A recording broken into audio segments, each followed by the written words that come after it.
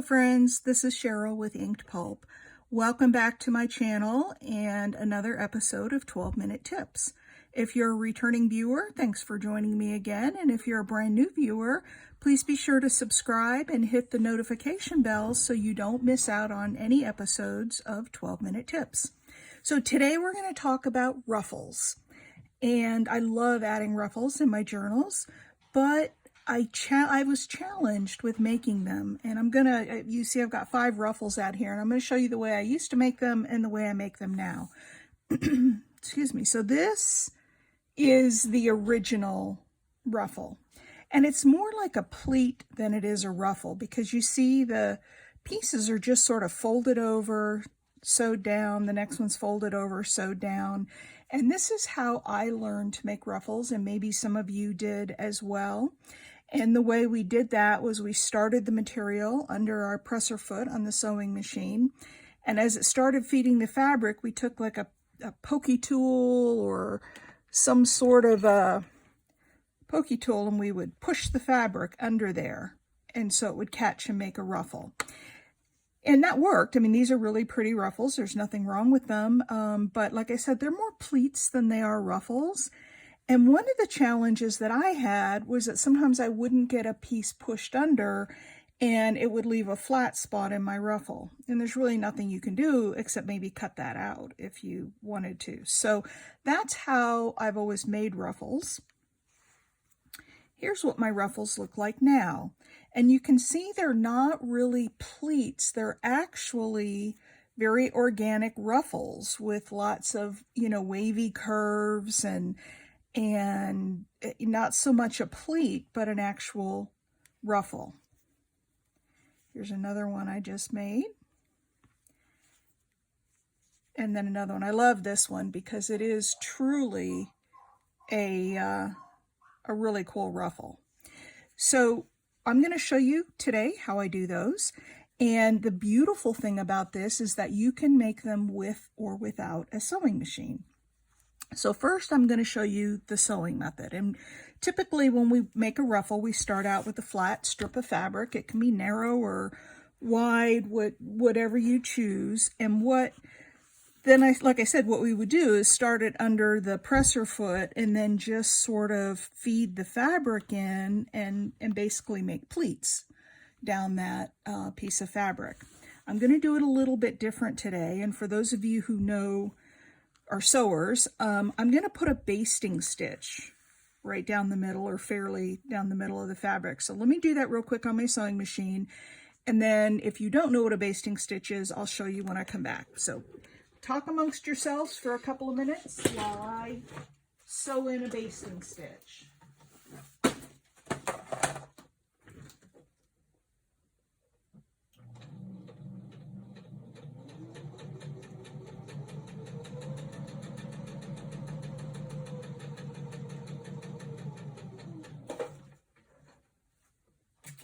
All right. So I have my fabric, and it doesn't have to go right down the middle, but I have a stitch down the middle of my fabric, as you can see. The thing with the basting stitch is that the stitches are very far apart. It's a very loose stitch, and that allows the fabric to move under the stitch. I set on my machine, the stitch length is what you want to set. The longest I have is a 4, so I set it on a 4. So whatever your longest stitch length is, start with that. And then from there, if you need to make it, smaller, you can. But just start with the basting stitch. Make sure also that you leave some pretty long tails on either end, because we're going to use those to make the ruffle. Okay, and what I'm going to do, because this is such a loose stitch, I can pull it, and you can see the ruffle is starting to create. I'll pull from both ends. My thread got all wound up here, so this is probably the hardest part of the whole thing, is separating those 2 threads, top and bottom. All right, so I'm going to pull. So I'm going to pull till I get pretty tight ruffle, because from there I can adjust it. Again, when you're sewing your ruffle under the sewing machine, you can't really adjust it while you're sewing. You kind of get what you get. So I can go along here and pull this tighter, pull it looser, and then when I get it pretty much the way I like it, I'm going to tie off these basting threads so that I pull the end of that ruffle up tight. Okay, so I'm just going to pull that in, give it a couple of knots, and that'll secure that end of the ruffle.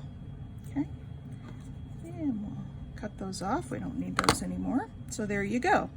And then from there, again, I'm just going to pull it and set my ruffle pretty much how I want it.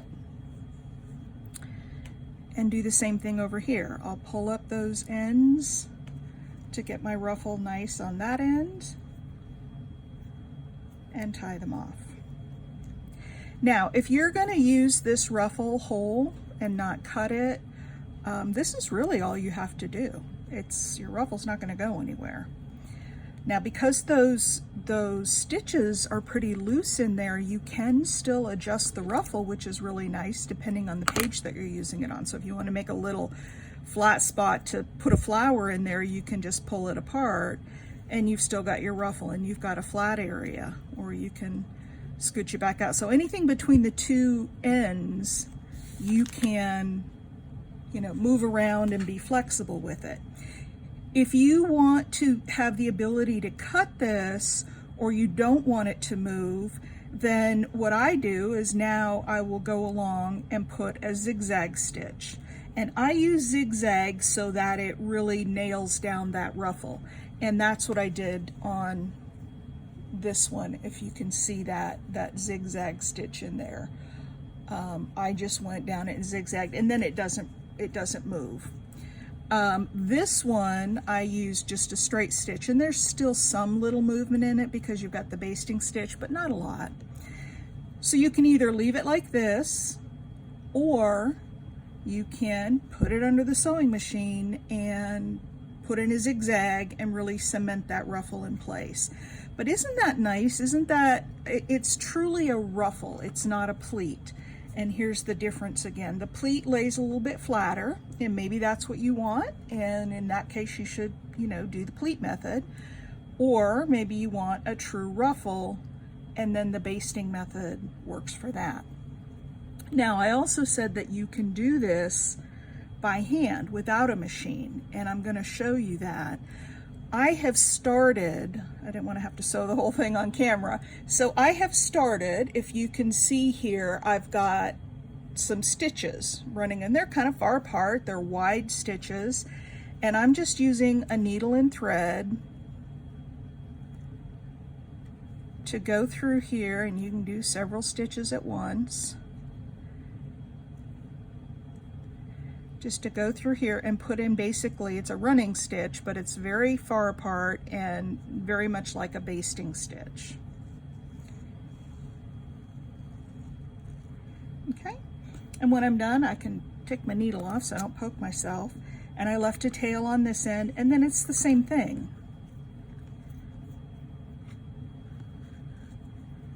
You just pull it until you get the ruffle you want.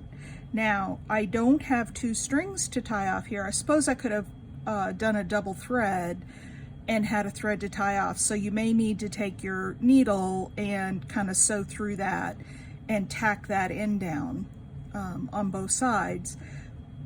Or you could also take your needle and thread again and go back through and do like a zigzag stitch over the top and lock it in place.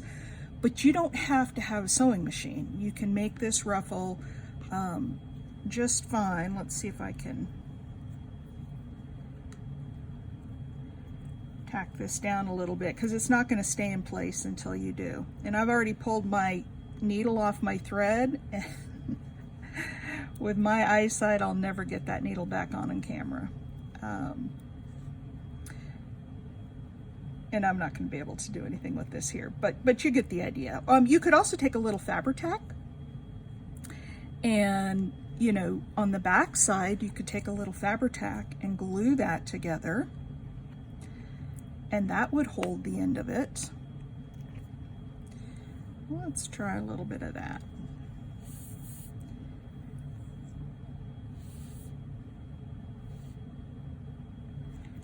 you go. Just a little bit of Fabri-Tac. And then hold it in place and draw up your ruffle. And then once that glue dries around that thread, you should be just fine. And then you could do the same thing on the other end. So you don't have to have a sewing machine. You can make pretty ruffles without a sewing machine. There. It's holding on that thread. And I suppose even on the other ones, if you wanted to, you could put a little Fabri-Tac on the stitched ones, but I don't think it's necessary. Well, oh, sorry, didn't mean to bang you. I've got the camera down low so you can see this up close. That also puts it right in my line of attack there. So there you go. There's a nice little ruffle that we made, and then I would just trim off all of these extras. But there's a nice little ruffle that was made by hand. So sewing machine or no sewing machine, just use a basting stitch, pull it straight, or excuse me, pull it tight through the material, let it bunch up, and fiddle with it till you get it looking just like you want it, and you have a ruffle. There's the one with the sewing machine, and there's the one without. And then a couple more that we did. So it's a true ruffle rather than a pleat, and I hope that you found this interesting. Give it a try. Let me know what you think. Let me know if this worked for you. Thanks for watching, and I will see you on the next 12-minute tip video. Bye.